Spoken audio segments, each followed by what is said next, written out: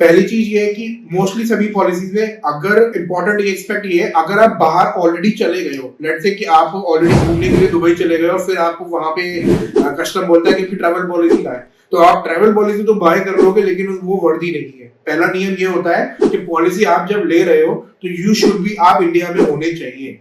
ठीक है, पहला पॉइंट ये हो गया। दूसरा ये, जब आप वापस आ रहे हो ना, लोगों को पता ही नहीं है, जब आप वापस आ रहे हो, भले ही आपकी कनेक्टिंग फ्लाइट छूट जाए, बैगेज छूट जाए, वापसी आने पे ट्रैवल इंश्योरेंस पॉलिसी वर्क नहीं करती है।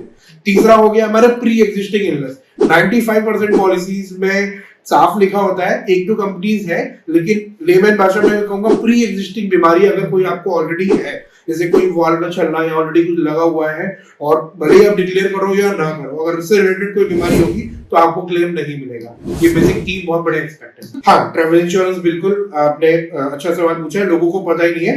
ट्रैवल इंश्योरेंस बिल्कुल रिन्यू होता है, मैं जवाब दूंगा। अगर आप स्टूडेंट है और स्टूडेंट पढ़ने के लिए जा रहा है तो साल भर की पॉलिसी ले सकता है, और लेने के बाद उसे 15-20 दिन पहले इंश्योरेंस कंपनी या ब्रोकर को बताना होता है कि मेरी स्टडी अभी एक्सटेंड हो गई है, तो आप मेरा 1 साल के लिए 6 महीने के लिए रिन्यू कर दें, तो ऑन बेड बेसिस आप रिन्यू करा सकते हैं। लेकिन सेम अगर आप ट्रैवल के घूमने के लिए भी जा रहे हैं तो भी उस पर्पस पे आपको कंपनी को इंटीमेट करना होगा, तो वो एक्सटेंड कर देती है। और तीसरा, अगर आप ट्रैवल बिजनेस पर्पस के लिए भी जा रहे हैं तो भी हाँ, आप बिल्कुल इस तीनों एक्सपेक्ट में आप बिल्कुल करा सकते हैं। लेकिन इस चीज का जरूर ध्यान रखें कि उसी टाइम फ्रेम से पहले आप कंपनी को इंटीमेट कर लें और पॉलिसी बाय कर लें, रिन्यू करा लें, ताकि अगर मान लो क्लेम आएगा तो आपको परेशानी ना हो।